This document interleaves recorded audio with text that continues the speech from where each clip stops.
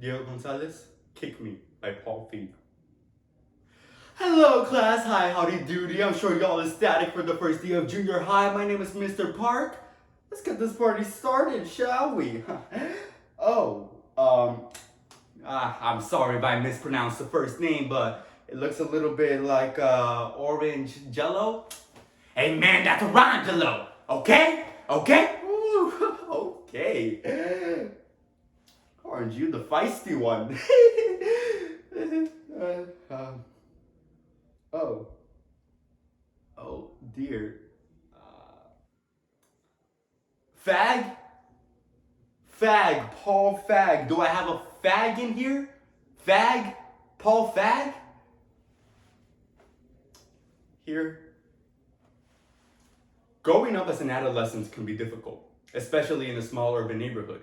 As a result, the majority of kids have experienced their fair share of childhood embarrassments growing up, some even at the discretion of their own last name. Kick Me by Paul Feig. In a truly just universe, an adolescent Paul Feig wouldn't have to ensure hearing the letters E and I taken away from his last name and have it replaced with an A. But alas, I did. Now, I come to find that every guy at some point was called gay in junior high, but because of my last name, especially me. Which is why I always hated guys named Rick.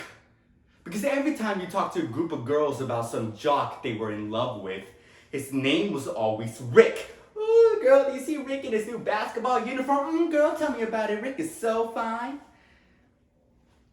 It seemed like every girl had a crush on some guy named Rick. Now, I never was much at sports myself, but ever since the first day of Little League practice, I assured myself that if I were to dress in the proper attire, I would become nothing short of an immediate protege. Yet Little League practice turned out to be nothing short of a nightmare. Strike one! Feig, what are you doing out there? Oh, I think I heard something in my hand. String, I'm just gonna go back to the dugout and cry. And there was always one athletic class I never enjoyed. One that I faced with stomach-twisting dread every day. Good day, children. Today is the first day of gym class. We are going to play a little game. The name of the game is Killer. The purpose of the game is to be the last man standing on the floor alive.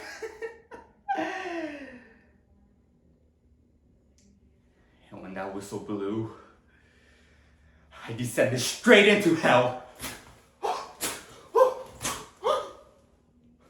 Is he dead? Hey, I think you... Hey. Eat this fag.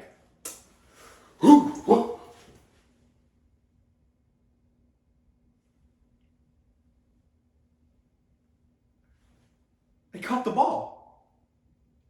I mean, nobody could believe it. And then I heard the whistle blow.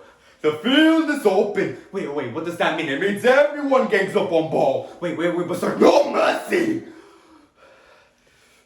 What a load of...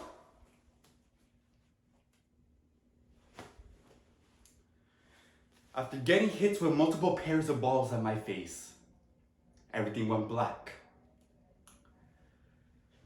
While the bullying did die down as I grew older, there was one thing that never seemed to change. I always had a crush on the girl living next to me, Mary.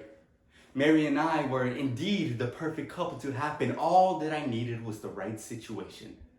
So, my senior year, I decided to ask out Mary on an event of romance and lifelong devotion. The senior prom. What's up, Big Newton? Hey, Mary. Mary, would you like to go to the prom with me? Oh, sure thing, fag. Oh, I mean, Paul. I was so happy and excited. But the next day, my friend Orangelo was telling me all that I needed to know about prom night. Everybody gets laid. Everybody? Sure! I mean, why do you think people go to the dance in the first place? To dance? Immediately, my head started to sweat. I mean, of all the times I thought of me and Mary being together, sex never came into the equation. I mean, sure, all our guys have our fantasies and stare at the girls with the overly developed breasts, but nobody I knew was actually getting laid. We were all just trying to fit in, get good grades, play sports. Oh my god. What if that was just me? What if everybody I knew was doing the business while I stayed home on Friday nights watching reruns of Breaking Bad with my father? They were all engaging in the mature and physical act of love. By the time prom night came around, I was a mess. Mary, listen. I'm very glad you came to prom with me. Yeah, I'm glad you asked me, Paul.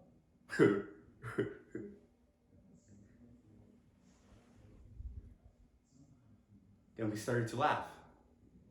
Not like the people who grew up next to each other our whole lives, but what we really became after that day. Brother and sister. As the dance neared its end, Mary thought of heading off with a few of her friends. I decided to wind down at a local go-kart track at 1:30 a.m. in the morning in a rented tux and tiny carts I can barely fit in. But you know, somewhere along that track, I realized a very important thing. I shouldn't have spent all those years worrying about being humiliated because of my last name. I will forever be known as Paul Feig. Thank you.